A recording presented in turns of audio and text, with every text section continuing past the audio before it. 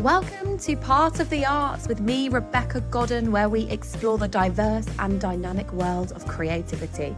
In today's episode, we're joined with BA Todd, an indie filmmaker based in Florida, USA. Britt has worn many hats in the film industry, from producing and assistant directing to working in the art department and camera operating. Her experience spans a wide range of projects, including commercials, immersive attractions, live sports, documentaries, and indie feature and short films. Phew, how does she have the time? Not only does Britt bring her talents to various roles in the industry, she also collaborates with friends to create her own short indie films. Amazing. Tune in as we dive into her journey and the experiences across different areas of filmmaking that really fuel her passion for independent cinema. Enjoy. Hi, Brittany. Hi. Welcome to Part of the Art. Thank you. Thank you so much for joining me and kind of zooming into us from Florida in the US. Yeah. So exciting. You're my first international guest. Oh, am I? Okay, sweet. Yeah. No pressure. No pressure. Yeah, no pressure. But that's like super exciting for me. So I'm super happy to have you here. Thank you so much. And for making the time zones and everything. What time are we talking to you there? It's 10:19 in the morning. Nice. So it's 3:19 p.m. here. So I'm getting towards the end of my work day. You're my last guest of the day, which is lovely. For a bit of context, just for our listeners, me and Brittany have known each other since I was 15. So so I would have been 16, I think. Yeah. Yes, that's like how many? Oh my gosh, that's a lot. It's like 17, 18 years. Crazy. It's almost 20. Isn't that scary? That makes me feel old. Yeah, I feel that. Oh my gosh, it makes me feel so old. So yeah, I was lucky enough to go on an American exchange, and it was with Brittany's sister, Brianna. Yeah. So I got to live in their household in New Jersey, which is where you lived at the time. I was 6, and I got to experience American life and culture for a month, which was insane. Crazy, I'm sure. It was it was amazing. It's like a culture shock, but in a good way. And I feel like what a great exchange to have where you don't actually have to speak a different language. Yeah, true. It makes it a bit easier, maybe a bit more fun for like 15, 16-year-olds. Yeah. And me and Brittany still talk like constantly on Instagram and stuff. So it's like so nice that we've kept that connection, like together creatively as well. Yeah, I love that. And talking about creativity, I've asked you to think about a little icebreaker today of often in the industry, we are either oversharers or we kind of just say the first thing that comes out of our mouths without necessarily thinking. And then we can often also overthink after the fact. So have you kind of got a scenario or anything that happens that kind of sounds familiar to those experiences? I think just in general, a lot of times, I grew up with brothers and stuff like that too. So when I'm on set and it's a bunch of guys, like it doesn't phase me. And sometimes they'll say things that they probably shouldn't say around me. Yes. And they'll be surprised if I crack a joke back at them, And then I'm like, oh, maybe I shouldn't have let the mask dip a little. I mean, give as good as you get, right? Yeah. I love that. I think they're always shocked. They're like, oh. Like, okay, she bit back or she got in on the joke and wasn't offended. Yeah. I love that. It must be like, there must be like a level of camaraderie on a film set. Yeah. But I think it's like a level of like banter and things that go on. Definitely that. Yeah. So much banter. Like, I think you kind of make these little mini like families or something, especially it depends on like how long is it a feature film? You're probably there for several weeks to maybe over a month or two, so you kind of like get to know people more.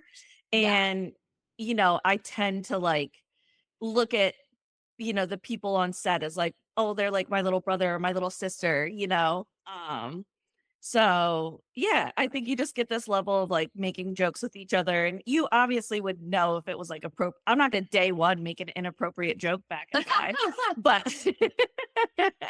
if it's like day 11 or something and they say something snarky, I might snap back. Yeah, for sure. Like Yeah. I've got a dry sense of humor. I'm quite sarcastic. Yeah. That can often not always land with people. Yeah. And I have had to teach myself, I think again, it's an age thing, isn't it? Almost Yeah. like relearn like etiquette of jokes and be like, if I don't know that person very well, I don't know Yeah. if they understand sarcasm or if they appreciate it. So maybe I won't. Yeah. I'll get to know them first before I just go in. But sometimes it does just slip out, like I'm very dry or very sarcastic. And then they Yeah. just think I'm being rude. And I'm like, oh no, I'm not a horrible person, I promise. No, I totally get that because I'm from the Northeast, like New Jersey is very different to Florida. So Florida is like very slower paced. Yeah. I think the South kind of has this, you know, they're obsessed with like hospitality or whatever. So I think sometimes the dry, sarcastic jokes of the Northeast don't always land down here. And I'm like, oh, I wasn't being a bitch for real. Like, you know what I mean? I was So joking. yeah, And that's yeah. so funny you say that actually, because um my husband has a lot of American colleagues from like Okay. various places, and he does actually find that yeah, there are nuances. And I do remember him saying like, oh, Yeah. people from New York office get my sarcasm or my dry sense of humor, Yeah.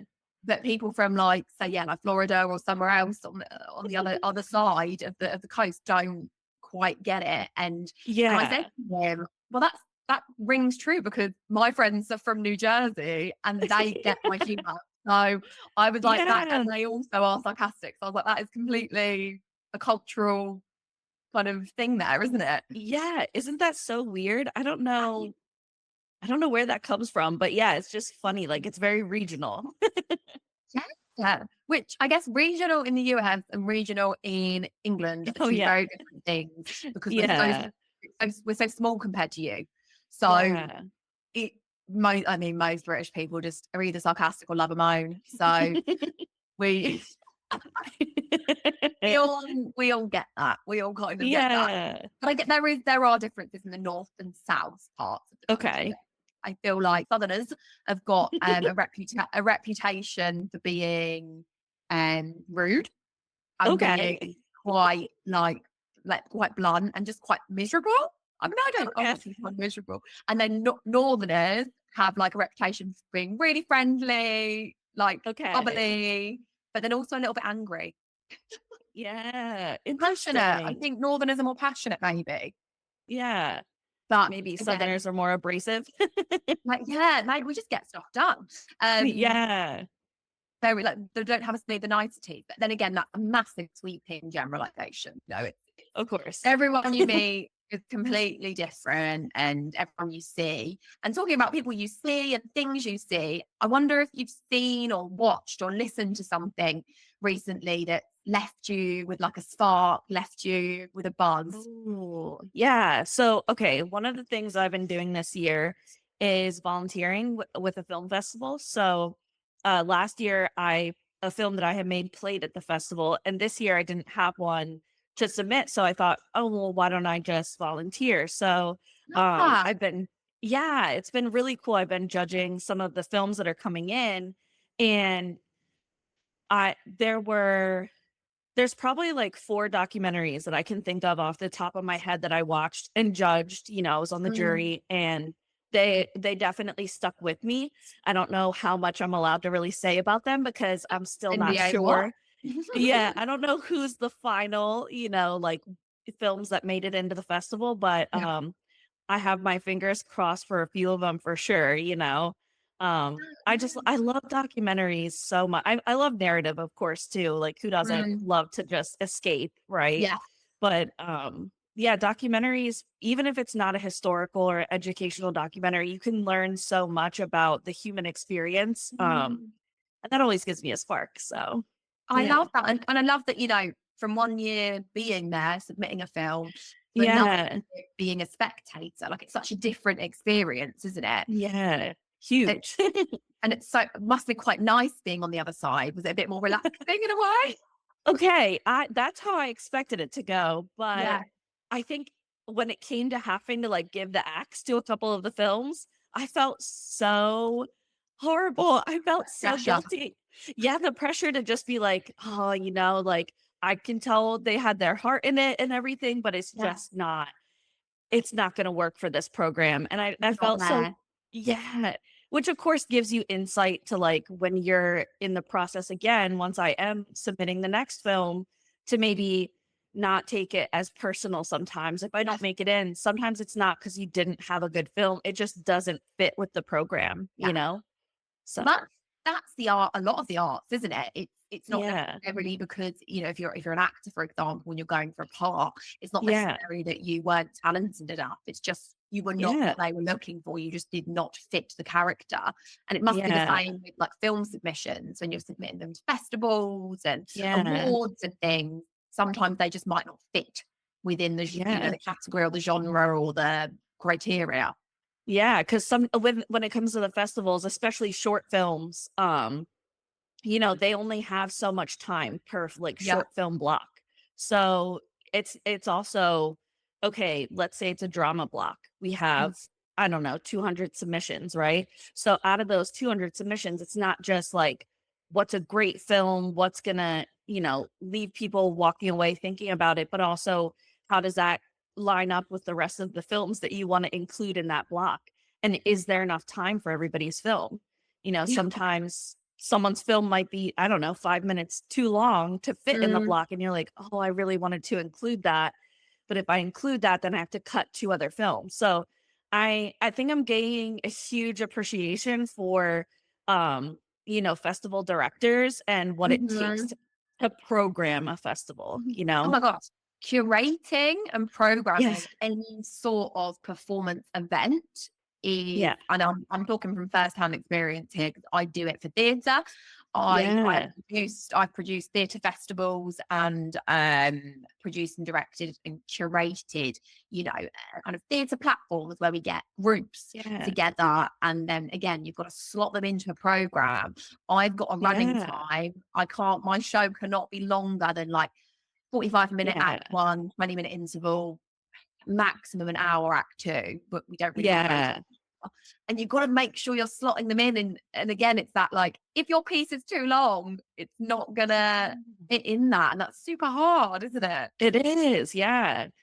So it's interesting. I'm enjoying it though. I like it. Good. It's nice, like getting an insight from the other side. And, Yeah. obviously you are an independent filmmaker Yeah. yourself. So like, tell us about that process. Like, how does that work? How does one go about doing what you call like your job, like what you do for your living? Yeah. How do you do that? Well, I think there's like two parts really, right? So there's the films that I make, like I don't make any money off of them. So they're not like for my living, but they're just some people buy a house. Mhm. I'm making a film. You know what I I mean? love that. Uh, yeah, that's kind of, I guess, the gist of it when it comes to making your own stuff. You just have, whether it's you writing it or a friend or a partner, whatever your little production company is, someone coming up with a really good script, and then you assemble a team to make it Mhm. happen. And Yeah. there's a lot of like creative problem solving that goes into that. Mainly when it comes to the films that I'm making, or at least the last three, I've been like producing and ADing, so assistant directing. Mhm. And that's a lot of logistical and operations and um, creative problem solving that goes into that. And then I've made documentaries as well where it's kind of like you with this podcast, right? Where I'm like doing it all, Yeah. like even the editing and stuff. So those Passion are gonna project. take, yeah, those passion projects for sure take Mm, way longer. yeah. So yeah. And then I freelance, right? So that's the second part of it, right? So I'll go be like a hired gun essentially on someone else's film and someone else's dream or whether it's their passion project or they've had an investor that wants to make this film or whatever, I just get hired and I go have Yeah. fun for a few weeks, you know? So yeah.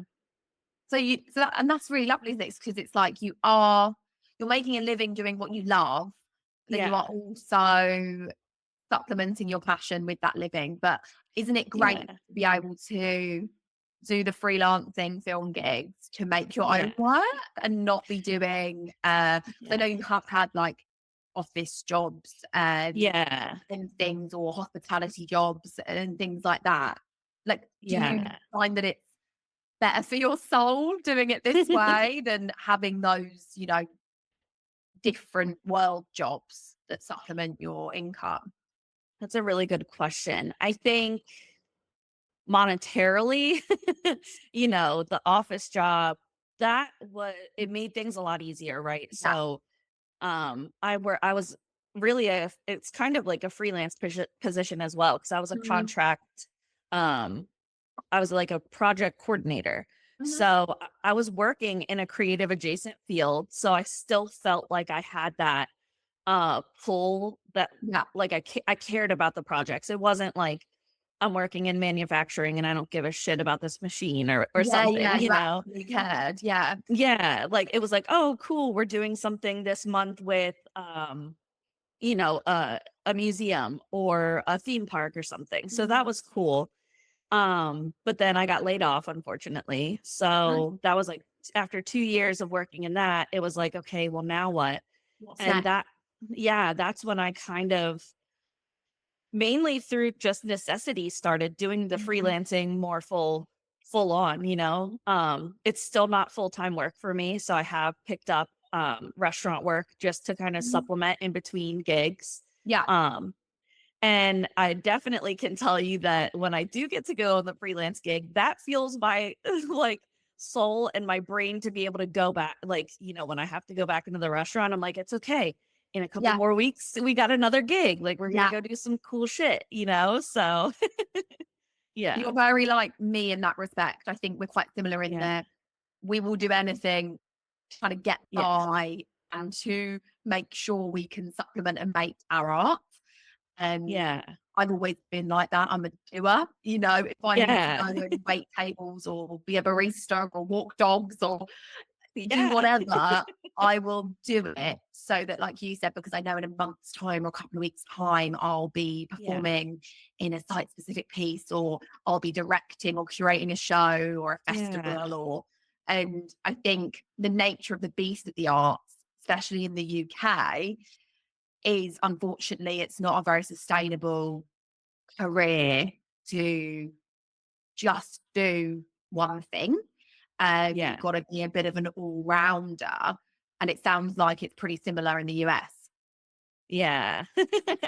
Yeah, Yeah, I like, don't. the freelance jobs even that I take, like, it's just, hey, what's available, right? So Yeah, maybe on one film I'm production managing, but on the next film I'm just a PA. yeah, I'm just an assistant or I'm a runner or I'm doing art department for this one. And it also depends too on what their budget is, right? Maybe they can't mhm, maybe because of the way their budget is, they need someone that can do uh, like props and wardrobe and a bit of set decoration, but there's no like everything. department, yeah, everything, but there's no department head above that, right? So Yeah, you do still get in those instances, you still get a little bit of creative control because you don't have someone else being like, oh yeah, they want it you like do. this. It's like you're talking to the director, like, hey, like, what do you want? What do you envision for this?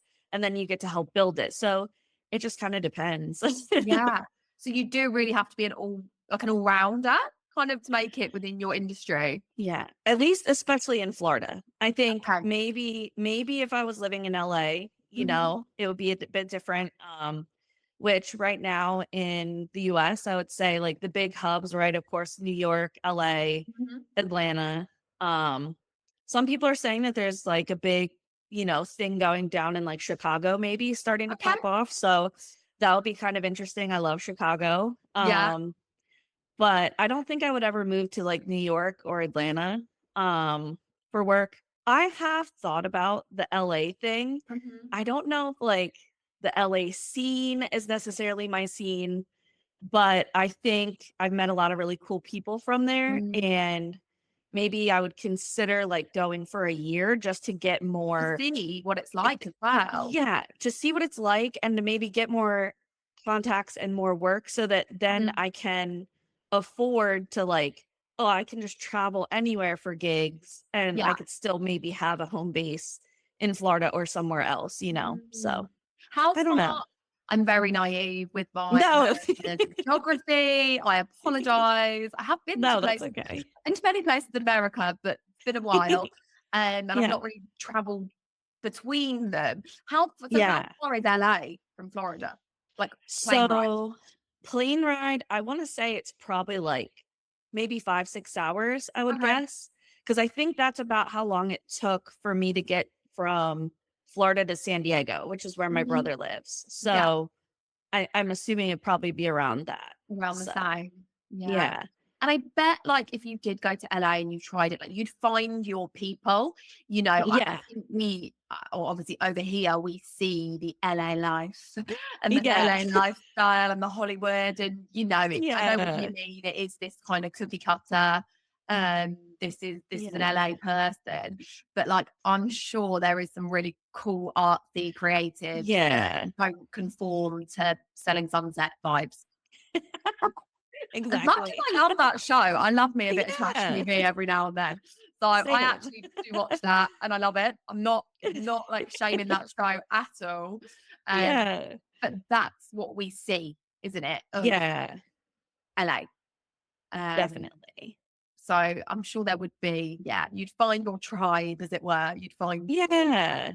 then actually asked you, like, why Florida? Why did you move from New Jersey to Florida?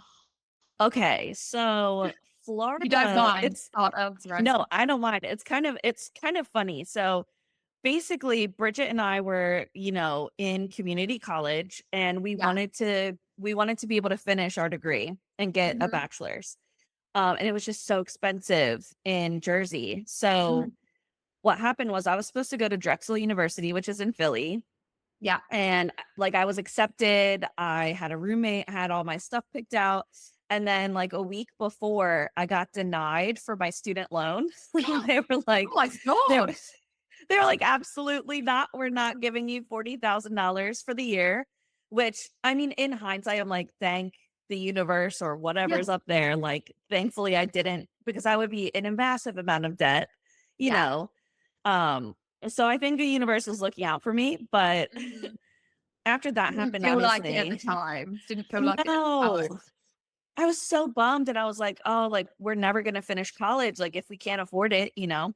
So Mm. a friend of mine was like, "Hey, you can go move to another state and live there for a year and get in-state residency, and then you can go to a college, in a different state."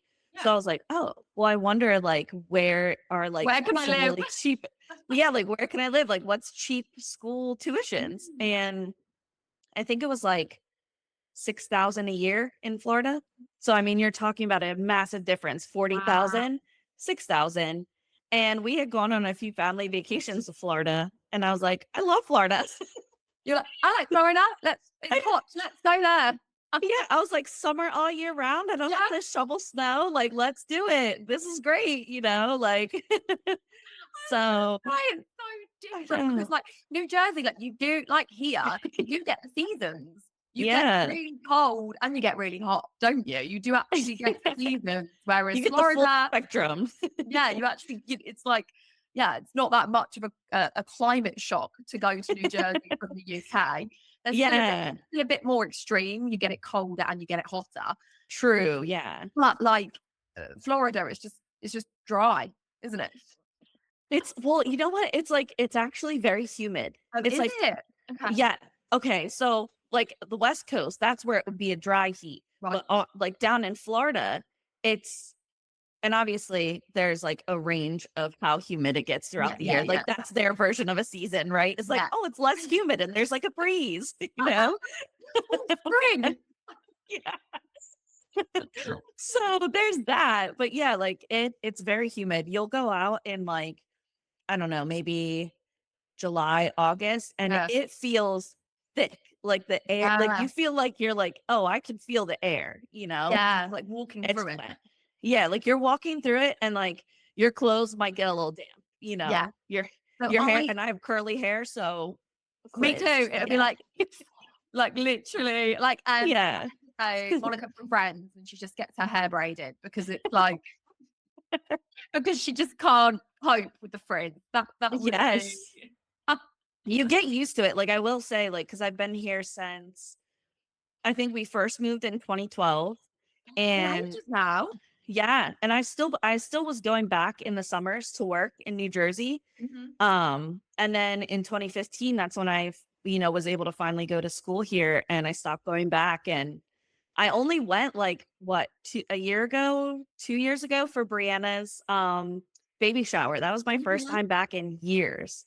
So yeah. How was crazy. that? Was it nice to go back home? It was nice. Yeah. It was such a short weekend, and it was right after I had got laid off. So I was a little bit like, Yeah. a bit like bummed, but it And, like, was like, nostalgic. yeah, it was very nostalgic. Like it was nice. Like we got to go to the boardwalk, and I hadn't been in so long. So Yeah. Oh, I remember it was the nice. boardwalk. And for context, Yes. we're talking like you know who we're on about. So yeah. Brittany has two sisters who are called all the bees, Bridget Yes. and Brianna. So that's who we're like referencing. It's like the Kardashians, Yes. but the Todd. The Todds, yeah. Oh, that's so All funny. with names with B. We love it. Not all of you, but I know. 3 of you. 3 of us. Yeah, 3 of you. So talking about like the climate and the kind of the weather in Florida, that must be yeah. quite a tough atmosphere to film in. I can Yeah, imagine. so yeah, it's very interesting. You have to really like, one of the things whenever we're gonna schedule a film, we'll look at the Farmer's Almanac to see what is it supposed to be like during this time of year, like historically, right? Because Florida, we have hurricane season, so obviously you don't want to have to shoot anything, and you don't want to have to fly anywhere, which unfortunately we learned the hard way last year.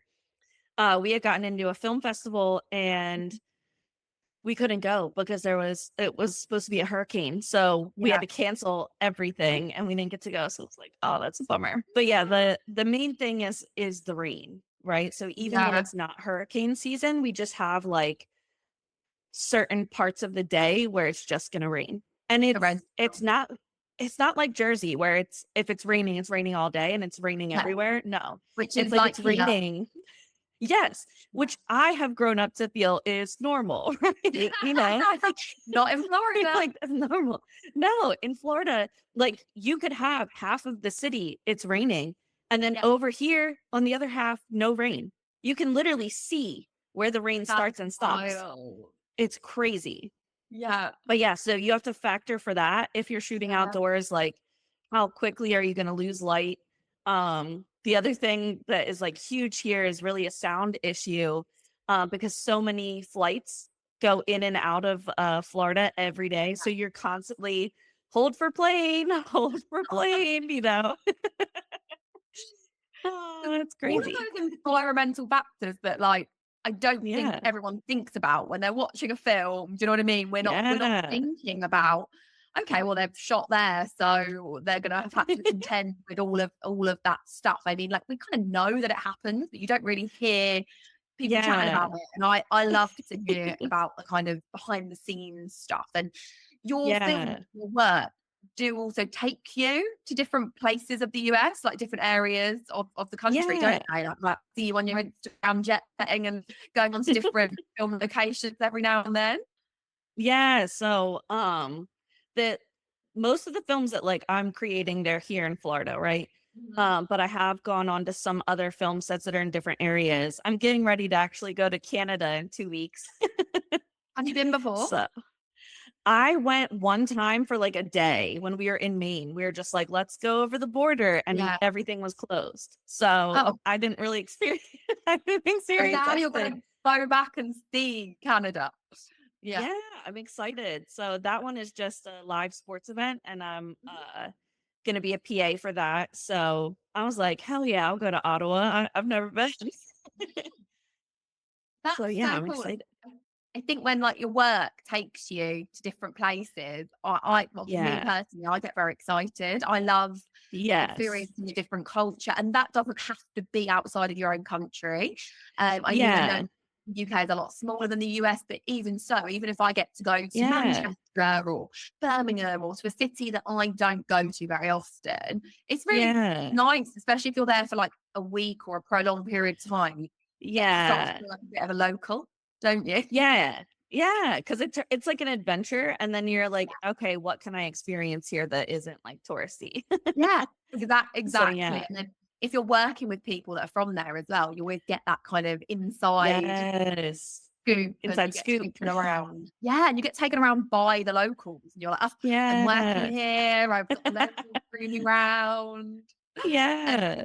where's the best location you've like shot a film on? And that doesn't have to be like Mm. place, but like where you were thinking, okay, this looks beautiful, this is working. Like, Oh, do you have that's such a one? good question. I just got off of a film that was shot here in Florida, ironically, but Yeah, it was about an hour north of where I live, right on the coast. And is that beautiful beach hut? yes, it was so beautiful. Oh, Every morning, like so I kind of wasn't minding the early call times because I was seeing the sunrise, oh my over gosh. the water, and I just, sit out there with my tea for like, 20 minutes and just I soak it know. in. You teased us all on Instagram with it. I was like, where are you? This is I gorgeous. know. I wanted to stay there. I was like, can I get like a week here on my own, I was like, this is beautiful. So Just yeah, a that little was like gorgeous. retreat. Can I just like Yeah. take myself away? Definitely. And then the other places that I've been in the past year have been really for film festivals. So touring my own film. Yeah. So I'm going to all these beautiful, cool places. So right before that film that I just shot for the last 2 weeks, I was in Montana for a week. So yeah, Get I got to see around. Yellowstone. I know. Oh, cool. Oh my gosh, that's so cool. And like I kind of like know. ticking off those bucket list moments while Yeah. working. Is Yeah, that quite like a pinch me moment when you do definitely. that? It was, yeah. Like I've always wanted to go to Yellowstone, and there's one road that's open in the winter because of the snow and the Yeah. ice. So I was like, well, all right, fuck it. Let's go anyway, Like we gotta see it, I saw bison, Yeah. elk, and a mom moose and the baby moose. Oh my So cute. god, that's so cute. I was like, "Oh, this is a dream," Really, really cool. I mean, of course, now I have to get back in the restaurant. So I'm Yeah. like, I gotta And re-up on that money. it's that massive juxtaposition, I guess, isn't it? You're kind of living the filmmaking life and dream, Yeah. traveling around with your art, and then you're like thumped back down to earth, Yeah. waiting to yeah. I know, isn't that But so funny? no, yeah, it's like it is funny, but it isn't as well. I know. Like we laugh through our trauma. It's I fine. know. We're millennials. It's what we do. It's what we've always done, We don't know any different. We don't know any different. Um, I know. you touched on film festivals. I feel like Mhm. I'm always seeing you at like award ceremonies or film festivals, and either Yeah. promoting your film or receiving awards for you have received a few notable awards for some of your short films as well. Can you like Yeah.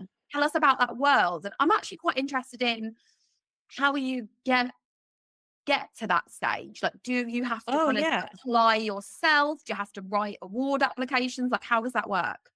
Yeah, so basically there's a thing called Film Freeway, Hmm. and it's like a database of all of these film festivals that aren't scams.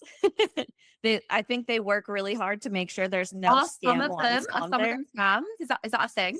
Yeah, some of them are just like money grabs, and then all of a sudden they fall through, or they're not a real festival, but they've been promoted to your email or something because they know Oh, you're a filmmaker. yeah, yeah. Yeah, so it's crazy. But for the most part, like it's very reputable, you're gonna have like good film festivals there, but you still have to go through the stats, how many submissions, because they'll tell you, a lot of times they'll tell you like how many submissions they got last year versus how many films they could actually screen, and then you see the price, right, for like how much is it for the early bird deadline, the regular deadline, and a late deadline. So depending on when your film finished, where are you falling within that, and is it worth the money?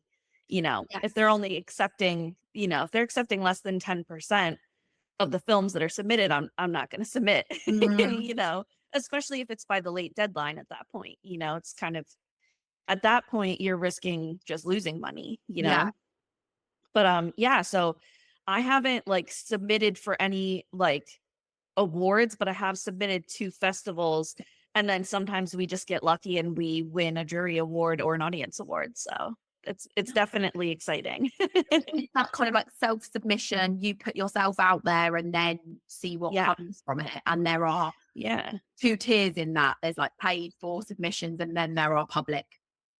No, so all of them, you have to submit. So you're paying for a submission to the film festival. So you're paying for someone to watch your film and decide if they want to screen it at their festival.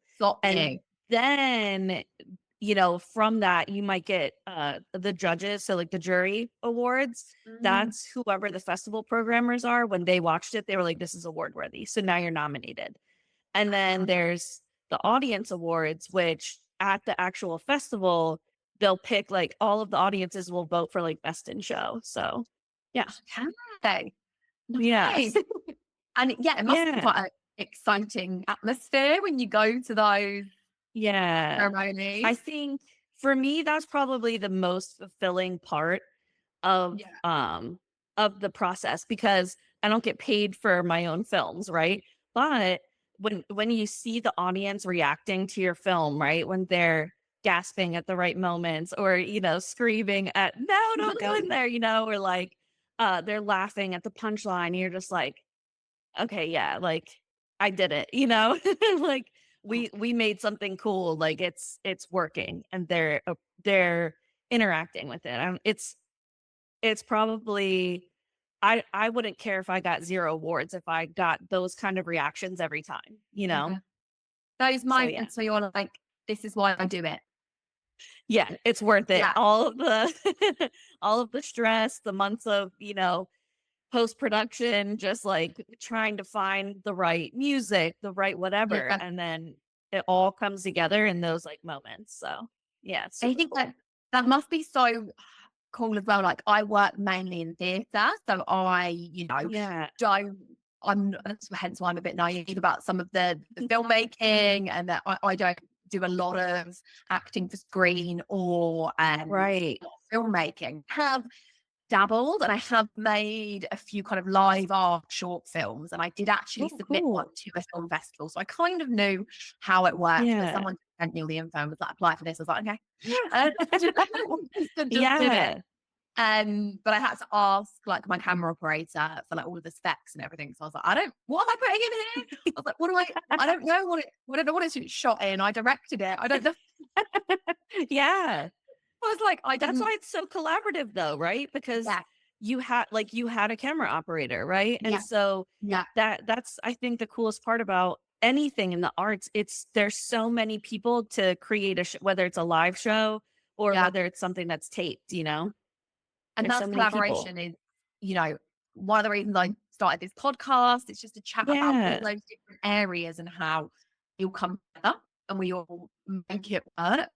And isn't it so nice when you can just focus on directing a film because you've got a camera operator, and just focus on wardrobe because you've got a makeup artist, and all of those aspects bring it together. But on the flip side, what you were saying earlier about on some of those more independent films and indie films that you work on, being able to have a bit more creative ownership by doing lots of different parts of it. So I think there's like joy to be had in both of them. Like both parts of the process. And what would you say is the big question? And what would you say is like your most notable like achievement within the filmmaking industry, like to date? For you, not what That other people would say, not like, yeah. not what like Um one that won a really good award or something, but what do you feel like, okay, that was my career highlight so far of what I've made? okay. That's so okay. There's like a couple things that I'll Yeah, say. yeah, go for it. So the first film that I produced, I was up until that point, I only wanted to work in camera Mhm. or directing. I really had no interest in producing because I felt like it was putting a lot of women in a box. Fair. So I feel like because women are highly organized and really good at those kinds of things where oftentimes more like people, oriented and, Mhm. we get shit done basically. Oh, we And do. We do get shit done, we really absolutely. do. Yeah. But I just kind of was like, well, because I had a professor and their TA approached me when I was in college and said, I think you'd make a really good producer. And Mhm. I was like, ew. Like You were like, I was "How like, dare you?" I know. Like at the time, of course I didn't react like that, but in my head I was like, why? Because I'm a girl, Yeah, And I mean, this is a woman, this was like a very notable woman producer. yeah. And like, she worked in Hollywood and she's giving me this like attaboy. And I'm like, ew, like it's so ridiculous thinking back to it now because clearly But they saw that's the something. preconception you had of what society had kind of put on you. Yeah, it is. And I just think it's kind of funny because like I do still do camera work and I do Mm, still, do directing or assistant directing and I do love those things, but I found mhm. out like by necessity basically on that first film we already had the writer was going to be the director for it, so we didn't need me for that. And we have a friend who's an amazing DP. Mhm.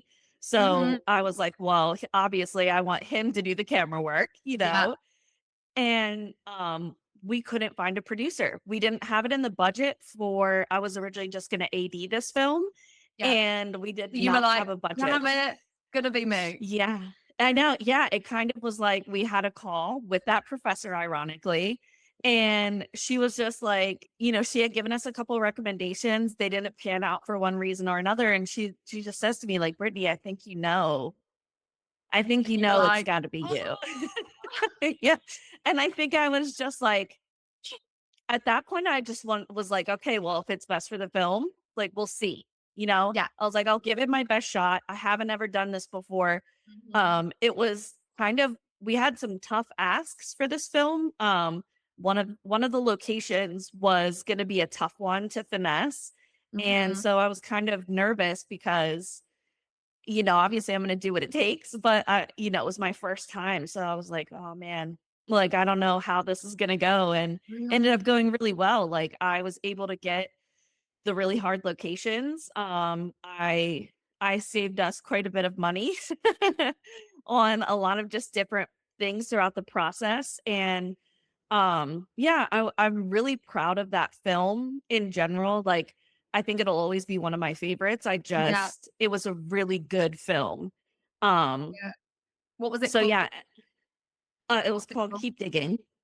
Oh, it's that one. Of course it is. Yeah. I was gonna say, is it the one I've seen? Yeah. Yeah, so it was Yeah, that and one. you should be proud of that film because yeah, it's great. Is Yeah. it still available for people to watch? Yeah, so we have it right now, we have it up on a Vimeo channel, which is in Yeah, my social media. Um, brilliant. and And then I'll tag because the Keep Digging movie has its own yeah.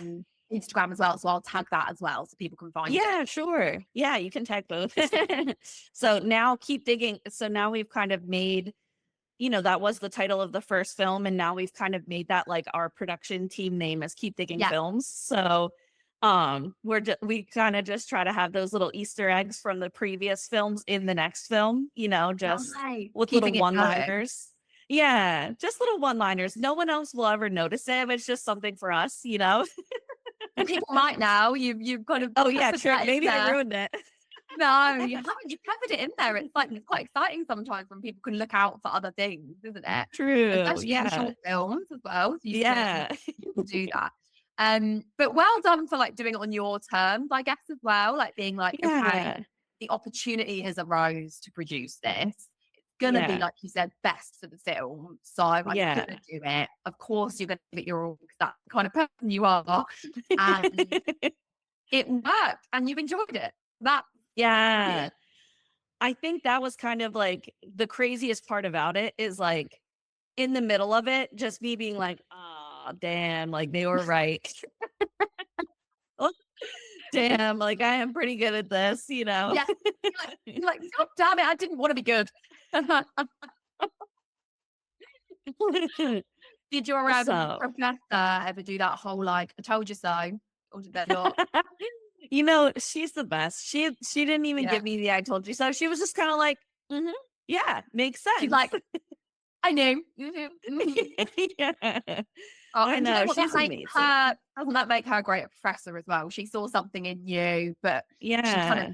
laid that seed, but also she didn't push you. Again, you have to do it on your Yeah. own terms to find out that that's what you wanted to do Yeah. and were good at. And talking of doing lots of different jobs, Yeah.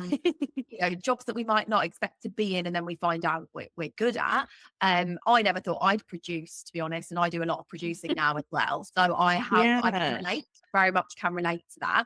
And I do think the word producer gets a bit of a bad rep because I do think sometimes people see it as like the boring part Right. Yeah.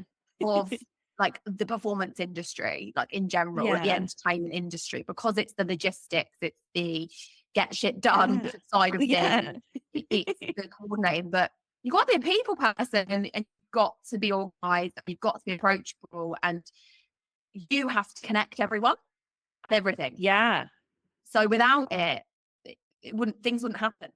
So I it's know. like, yeah, I think it that's is. the thing is like getting past those like preconceived ideas of like what is that role, you know? Yeah. And I think like now that I actually understand what that role is, like I Yeah. do understand what it was that they saw, you know? Yeah. Um, Yeah. so it's just kind of funny how those things happen. Like I do think you're right. I think a lot of times people hear producer and they think one of two things. They either think administrative work, right? Yeah. And they're like, oh, Yeah. they're in the office, they're not, I just sat doing there anything. calling people and Yeah. emailing people. Yes. Yeah. So they think it's either that or they just assume that you're just funding the film and that you have no creative input in the film. You're just you're EPing it or something, you Mhm. know? But yeah, it's kind of funny how that's not the case. You find out No. once you're in it. And a lot of the time as well, the best producers are people like yourself that have done the other stuff as well. So have Yeah.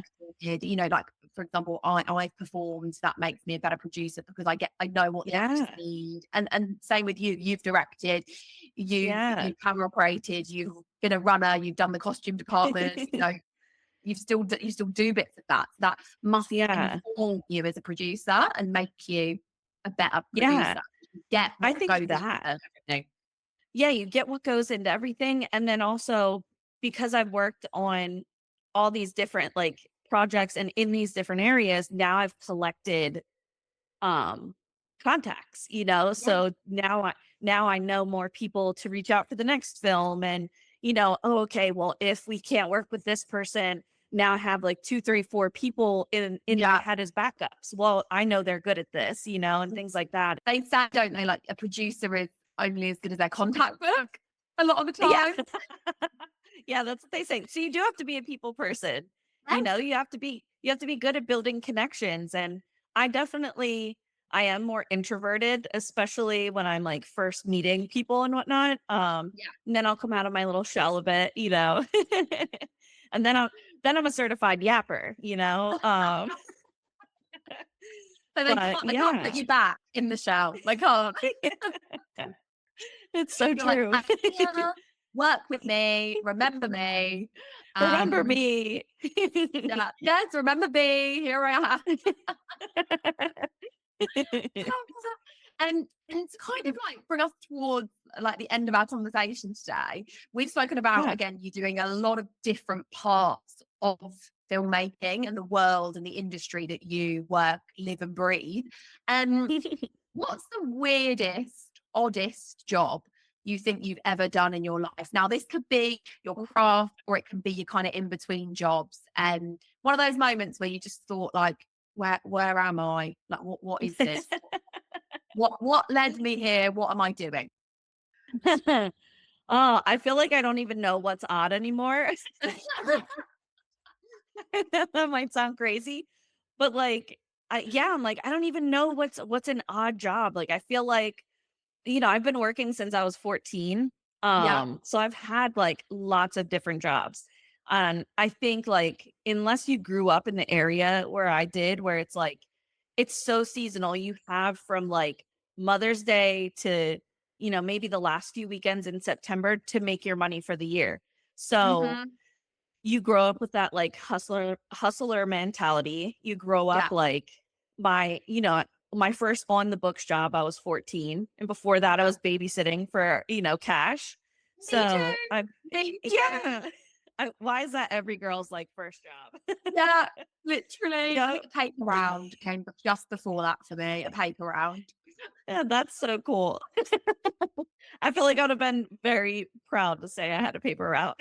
Really? Oh, like Yeah.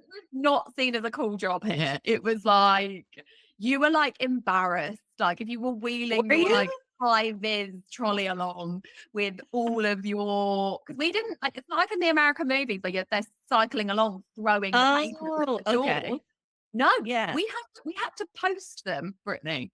We had to like, and it was hundreds of them in this trolley. After school, you days, you were tired from school, you had to wheel trolley along up and walk up to everyone's front door and post it through the letterbox, because again, we don't have post boxes at the end of our drive. Right. I forget On that. the door. It's like right at the front door.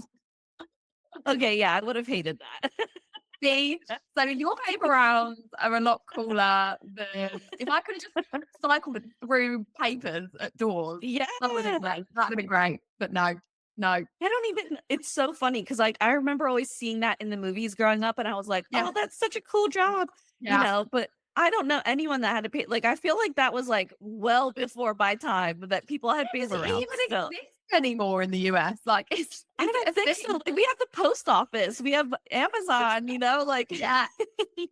I don't think it exists anymore here now. Maybe in like rural places, but not. Yeah. So yeah, going back to your journey. So you babysat from like 13, 14, and then then I was like a lifeguard, and then I worked. I was a lifeguard for several years. I think I knew you when you were a lifeguard. Yeah, I was. Like, first of all, that's kind of crazy that you have like 16-year-olds like being a lifeguard when you think about it. Like, I could see you like come home in your little uniform and yeah. I love my little Baywatch suit. Yeah. I mean, you look great. You did. I always remember actually, because you're, a bit older than me. And when I was a young, younger teenager, I remember being like, oh my gosh, that's so cool. She's a lifeguard. Oh. I was definitely not cool in my school, but I thought you were. So yes, I'm glad I had the impression. I can just tell people, I was big, like in England, Yes. Big in England. My one friend that came to visit me from England, she was a big deal. Thought I was I was pretty big deal to her. You were. And like for me as well, like, going back to that time, as like 15, 16, I came back the year after, didn't I, for the summer? I think that's why I'm in your lifeguard attire. It was like I got a yellow school bus to school and I had a locker. That was just wild. That I know.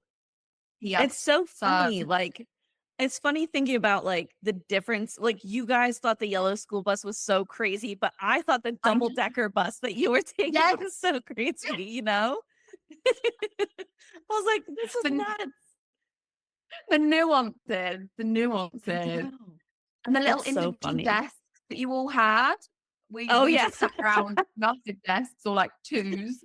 I was like, Yeah, hang in on. twos. I do remember though, when I first walked into that, I think it was like history and geography or something, my first lesson at your school. And I was like, how do I get into this? Like, I didn't know that it like opened up, and I was trying to like shove my body like in the desk.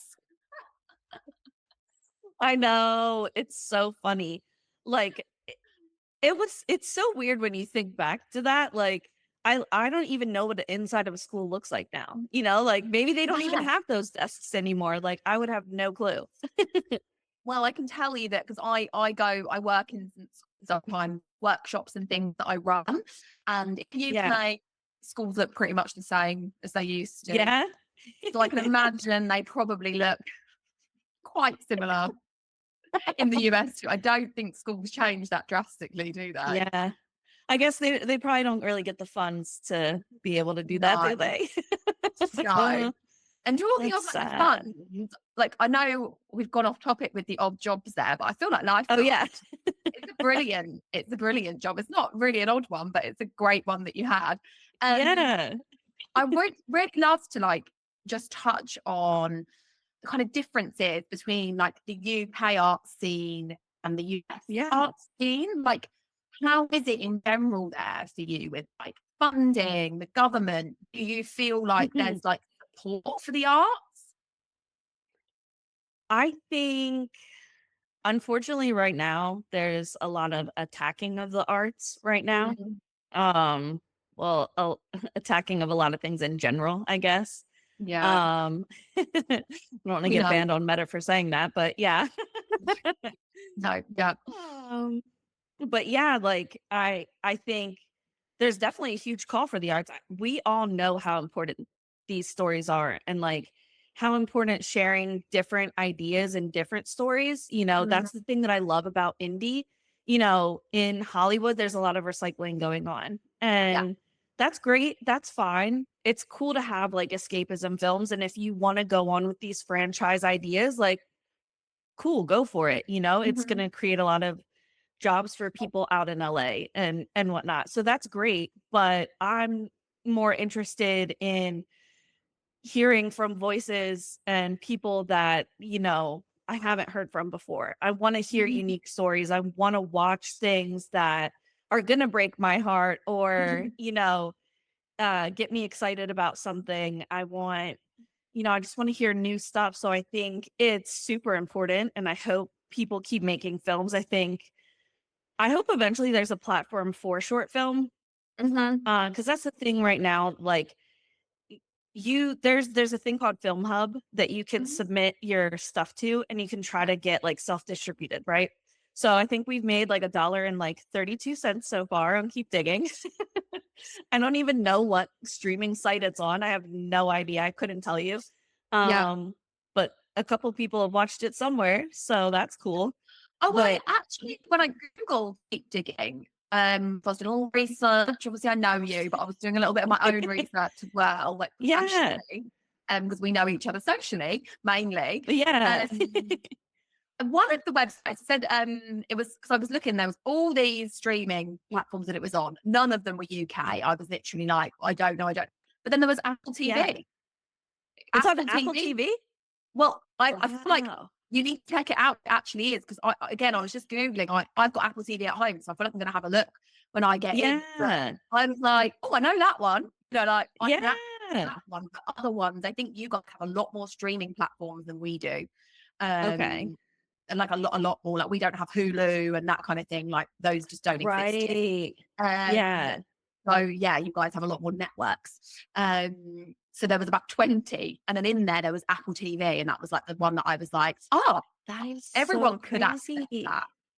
Yeah, So I'm not, gonna have to really look because the last time that we looked at it, I couldn't even tell you the name of the website. Like it was something I'd never heard of, but I was like, yeah. okay, cool, whatever. You And know? it might have been me going digging too deep and getting caught in some sort of other algorithm or something else that was called keep digging, or I don't know. True. Yeah, because But that's the thing. Who knows? I know, but first having a look, But yeah, I completely agree with what you said. Like, I feel like a lot of artists here in the UK feel the same. We feel that you want to give a Yeah. platform for those. Well, I certainly do, those unsung heroes, those, unheard Yeah. voices, underrepresented communities. A lot of work that I do is within that. And I'm just super Yeah. passionate about it. And I think the world Yeah. needs people like me and you that can advocate for those Yeah. people, and kind of stand with and create with, rather than Yeah. creating for. I think there's a Yeah. difference, isn't A there? big difference. Yeah. A Yeah. huge difference. And like, funding wise in the US, like, is there readily Yeah. available funding? Like, we've got the Arts Council England, so we will Right. apply for funding grants to get work done. That is just one to name of many funders, but they're Yeah. the kind of the big one that you can get accredited funding for to kind of build your project. Yeah. So that's kind of the other part that's like I mentioned, that's being Mhm. attacked a little bit right now. So the the government will cut funding for the arts before anything else. Same. That's something, yeah, that's something you can guarantee. Yeah, same. And unfortunately in my state specifically, they really they there's just a lot of weird stuff going on right now in Yeah, my state. yeah. And so a lot of grants and things that you could have applied for to get Mhm. funding for any kind of arts program, whether it was like a theater show, a film or anything. A lot of those programs have been, either defunded or just slashed. And so you Mhm. have so many organizations, let alone, people trying to fund their personal projects, all vying for like the same small little crumb. Yeah. And so yeah, I think it's a little dicey right now for people. Still Personally, uncertain. Yeah. yeah, definitely uncertain. I personally have never I've never looked for a grant. I've never done like a GoFundMe for a film. Mhm. I've never done like they have a thing called Indiegogo. I've never done that. Like the films that I've been a part of have all been self-funded. So Mhm. that goes back to what I was saying. Some people buy a Yeah. house, other people, maybe they make Fund their films or passion. something. Yeah, Yeah. they fund their passion. So um yeah, so that's kind of how the funding is here. Now, I will say if like if people with money, because I know some Mhm. people that I've worked with before, don't have a story, right? Either they find someone that has a story that they've written and they aren't a filmmaker, but they just have a lot of money and they want to make a film. So then Mhm. they'll either write a story for them or they'll take the story that they wrote and direct something for them. So Mhm. that's one way I think some people try to work around getting the funds to make a film. Yeah. Um, I think that I don't know if a lot of people are going to agree with this, but I don't really think that you need to spend $100,000 on a film. Mhm. I think that I mean, you're going to have to make your budget really tight. You're going to have Yeah. to be good at producing, but I mean, we're about to do our third short film, and I think this one we're hoping to stay around 10,000. That's amazing. So, I mean, Yeah. I think it's doable. Now, again, it's a short film. We're not Yeah. talking about a feature length film, but I still don't think I think that if you're smart about your resources, you don't have to have $150,000 or $100,000 to be able to make a film. Yeah. And I think that more people who are getting into this industry need to learn, like, they first of all, they need to hear someone say, like, "Yeah, you can do this with a small budget." And And they're I think hearing you say it now, Brittany, like, you're being yeah. that person. Yeah. Yeah, like, I think they just need to learn how to work with a micro budget. It's possible, if you can, and I'm not advocating that everyone should go do this, but if people can shoot a film on an iPhone, and there've been lots of great examples of people that have done that, then I don't see why you need an astronomical budget in order to fund your passion. Like, you can Yeah. make it work, and as long as your story is solid, Mm. I think the other things are going to fall into place. So focus on getting a story that's solid. So that'd be my advice. Such a lovely way to kind of end our conversation today. Yeah. A really valuable nugget of advice and from your lived experience as well of saying that. And yeah, I mean, I kind of thought that it was probably the case and that it's similar in the US as to here as to funding isn't great for the arts, and it is the first thing that no matter what government gets in, or what president or what prime minister gets in, it will always be the first thing, unfortunately, to fall away. And yourself, myself, people listening to this podcast know that that's not right, and that it's crazy. Studies show so much how impactful the arts are to people's daily lives. Like, we need the arts. Like, isn't it so crazy that that's the first thing that goes? It is. And it's I always think back to, and I don't want to use the dreaded word COVID because we're so past that, but what did people consume during that time? Everyone was locked into watching, listening, consuming. And then when things weren't able to pick back up with the arts, there was a huge gap, and things are only just going back to where they were. And almost on a stranger times as well. So I think it's really great to hear from you with your lived experience within the industry, saying, look, like, if you want to, you can. You just got to have that passion. You don't need to get the hundreds of thousands of pounds from the fund. Just try with what you've got, see what happens. And just see what happens. The rest could follow, basically. I think that's the thing. Just focus on getting a really solid story, because you can, especially if you have friends that are in the arts as well. Like, I think all of us want to be a part of making something fucking cool, so I'd say that's where the focus should be. I think I'm also, I will say the one caveat with that is pay everyone. Just that's where the majority of my budget, and I feel very passionate about this, because sometimes when you go to festivals or you talk to other people, they want to focus on maybe getting big names in, right? So they'll, or a bigger name, even if it's not A-list, they want to focus their money on that as opposed to paying everybody. I will never, ever, ever post-grad, since graduation, we're not in college anymore, kids. I'm not having an intern on my set. Everyone on my set's going to be paid. And if I have to make it where everyone gets the same rate, in order to make it fair and, or something like that, but just pay everybody.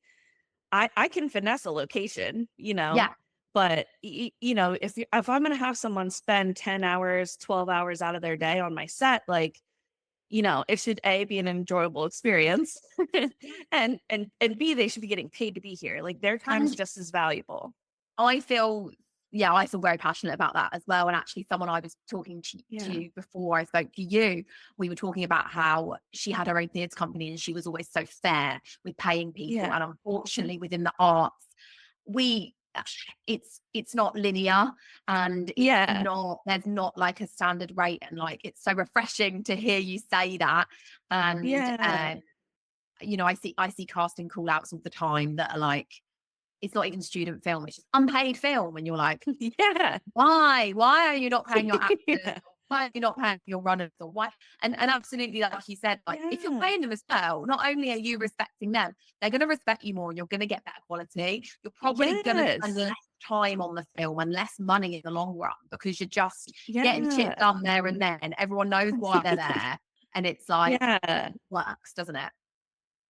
And you don't have to have this massive budget, but if everyone knows they're getting paid, fairly, if they're getting paid something, I think they'll give a fuck about your film too, Absolutely. Pay us. You do want that. Miraculous. Miraculous. It's not rocket science, isn't it? Pay me and I'll get a little bit more invested. Literally. I'll have a little bit more of a pep in my step when I'm, getting coffee for someone. Everyone is a better person when they know they've got money coming into the bank for their hard-earned talent and will to do something. I think that's something like a lot of people don't talk about, like they're long hours, right? It's not your 9 Yeah. to 5, you know. No. Your day on set is gonna be long, right? And that's okay as long as the like the energy is good, like the vibes are good, and you're getting paid for it, right? You won't mind that you're there for 10 to 12 hours. No. And But you know, because you've got that energy and everyone's in it together, and you know that it's fair and yeah, equitable, and yeah, it's just such like a team. It is an actual team at that point, yeah, So 100%. I don't know. That's my No, thoughts. I love those thoughts. And before we wrap up today, I always love to end the podcast with like a bit of a shout out, just because the whole point of this is to hype each other up, to support each other, chat about what we love, Yeah. and just shine a light on all of the areas of the arts. So is there anyone or anything like project wise that you want to shout about on the podcast before we wrap up today? Oh yeah. So I guess just a few little things. Right now we're showing our film Just One Last Thing in film festivals. So yeah, if you could make it to any of the festivals that we're at, I mean, obviously you guys are all probably in the UK. But if we US listeners, okay, yeah, maybe if some of the you'll bring a US few more in, listeners. Brittany. You'll bring a few more in. True. Yeah, that's a fair point. Yeah, so it'd be cool to show people that film. Eventually it'll be probably up on like YouTube or something, some kind of streaming service once we're done with like the festival tour. Maybe Apple TV. Yeah, maybe Apple TV. I had no idea. And then yeah, we're getting ready to shoot our next film. I think right now the working title is Change for 100. So we'll see if it stays that. I'll update you guys if it changes. Yeah, and I mean, I'm open. I'm trying to stay booked and busy this year. So if anyone needs a producer, an AD, a PM, wardrobe, Britt is whatever. your girl. She is there for it. Yeah, drop me a line. I'm looking for work. Love that. Well, thank you so much. It's been such a lush conversation today, and I feel like we could keep going. And I know, right? We'll come back for some sort of part 2. We've already discussed about a little nuance that we can do on part 2. So that's super exciting. But until next time, thank you for being an incredible part of the art over in the US. And just keep doing what you're doing. Thanks for coming on. Love. Yeah. Nice talking to you. Bye. Thank you so much for listening to Part of the Arts. If you enjoyed this episode or any of the others, please subscribe, share, and leave us a review. Also, we would love it if you could support this passion project by buying us a coffee. All the info is below. Thank you and see you next time.